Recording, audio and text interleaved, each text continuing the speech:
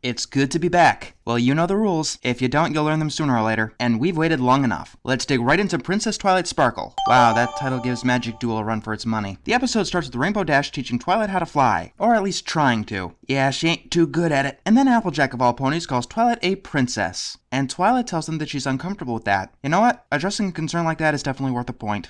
So apparently the Summer Sun celebration is coming up, and Twilight needs to prepare to do her part. She's got a bit of work to do. We cut to see Twilight's stained glass window in the castle. How many of those things do they have?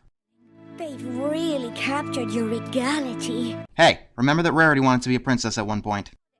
It's every pony's dream to someday wear a crown and have their coronation ceremony preserved in stained glass for all to see. I don't know if it's every pony's dream. Hey, that sounds incredibly meta. We're still doing that? Okay. The rest of the main six have to go back home to Ponyville. And there's some nice emotional moments and some callbacks to help remind people of important details about the show. You know, like a season premiere is supposed to do. The rest of the main five leave, and Twilight and Spike go about their day, getting ahead of schedule. When Spike suggests that they take a visit to Ponyville, we see that Twilight's neuroses is still intact. Princess Celestia comes in and calms Twilight down. And then we learn that this is exactly 1 year after the return of Nightmare Moon. Well, this makes Equestrian Moons even more confusing, but whatever. The male pony comes in and has a letter for Twilight. It happens to be from Pinkie, reassuring her as well. Celestia leaves Twilight's room and gets attacked by a tendril vine thingy. When Twilight wakes up, both the sun and the moon are in the sky. Ponies are of course panicking, and they think that Twilight would know what to do. When she doesn't, a guard drags her inside, and they tell her that both Luna and Celestia have disappeared, and with only Twilight around now, they fall under her command. And Twilight takes the helm quite nicely. Hey, it looks like she was a good choice to become a princess. Spike seems to notice that as well. Then we learn... The Everfree Forest appears to be, well, invading. How does a forest invade? Oh, that's how. We see the rest of the main five trying to fight off the Everfree Forest. Hey, Megan McCarthy actually learned something from the Crystal Empire. A season premiere is supposed to remind people of the personalities of the characters. The Crystal Empire tried to do that, but it didn't integrate them into the story very well. Here, they're all integrated quite nicely. We even get to see Apple Bloom and Sweetie Belle in this. They're usually forgotten about in these two-parters. Twilight decides that she has to return home to Ponyville to get the elements of harmony and stop the Everfree Forest from invading, and the fastest way to do that is to fly there. The rest of the main six get together and try to figure out what's going on. They learn that it's all coming from the Everfree Forest, and unfortunately there's nothing they can do about it. They're looking through the library when Twilight bursts in. Oh, and hey, the Pinkie sense is returned, and it's actually subtle this time. Good job. The others learn that Celestia and Luna have disappeared. Twilight decides to use the elements of harmony, but they don't know what to use it on. Not in any of the books I've been looking through. Oopsies! Missed a spot! Okay, that's a little too juvenile, even for Pinkie Pie. Twilight puts together a few clues and figures out who they're up against. They use the elements of harmony to summon Discord, with some actually stunning new animation effects. And Discord happens to be in the middle of a shower. Twilight immediately blames Discord, but he says that he didn't do it. And it looks like he didn't change either. He's still that same trickster that we all know and love. If he's not responsible, Twilight wants to know who is. Then Discord suggests that they go talk to Sakura about this. Does he know who Sakura is? You know what? I can buy that. Sakura is running from the forest because, well... yeah. Luckily, she has a special potion that can only be used with alicorn magic. That seemed a bit lucky that she just so happened to have a potion that she herself could not use. Twilight uses Sombra's dark magic. I thought it responded to alicorn magic, not evil magic. Whatever. It turns the potion white. She drinks it and goes back into the avatar state. Actually, she goes back in time. Hey, I got my wish. We see Luna trying to usurp Celestia and become Nightmare Moon. And I gotta say, the animation effects are incredibly stunning here. I mean, if this is the new benchmark, we're gonna have a visually impressive season at least. Celestia comes in and the two of them fight. It's a pretty impressive one to boot. Eventually, Celestia gets hit and Twilight starts crying over her. Celestia wakes up and she raises something. Are those the elements of harmony? No, those are rupees from the Wind Waker HD. Okay, yeah, they're the elements of harmony. Since they look like they did in Twilight's book, she realizes that she's gone into the past. And yes, you're not seeing things, those are animated in CGI. I told you those techniques would be back. Celestia sheds a tear and banishes Luna to the moon. I'm giving a point for that tear, it's a nice touch. Then Twilight goes back to reality. Speaking of points, what was the point of that? I suppose you could make the argument that it showed Twilight that the potion lets her see memories of the past, but while it was awesome, it was pretty extraneous. The next one though is a bit more plot relevant. They go back to when Celestia and Luna were fighting against Discord. He's eating some candy, and Celestia and Luna use the elements of harmony to turn Discord into stone for the first time. Now here he obviously doesn't see Celestia and Luna as a threat, so I'm not inclined to complain about it like I did in the Return of Harmony where he looked like an idiot rather than merely overconfident. Then Twilight sees the Tree of Harmony.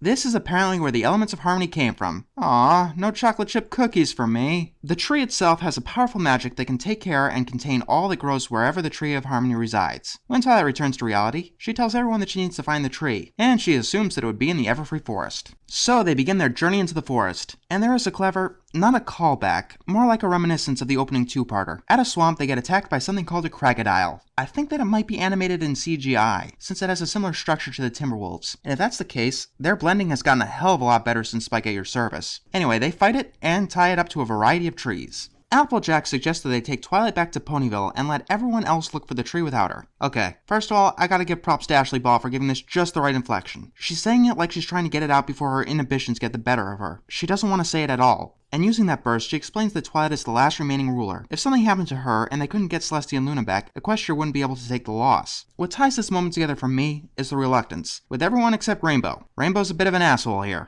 I understand that this might be a facade, but you're pushing it a little too far. Twilight lets this get to her and decides to return to Ponyville, where Discord is filing his nails on Gummy. Oh, that's an interesting use for him. Then something really interesting happens. Discord manages to use psychological tricks to teach Twilight that splitting up was a terrible idea. It addresses some of the meta concerns and gives some much needed character development. What Discord's intentions are though, I don't know. Any pony else starting to think this is a lost cause? Just check the usual suspects. The rest of the main five find a chasm, which they believe to lead to the Tree of Harmony. Twilight, meanwhile, has managed to get herself lost. Spike makes himself helpful, climbs a tree, and sees the rest of the main six. Unfortunately, Twilight is being attacked by Venus flytrap creatures. Back to the Tree of Harmony, which is being strangled by roots. Unfortunately, the usual tactics don't manage to kill them. And I suppose you've got a better idea? Lighted on fire?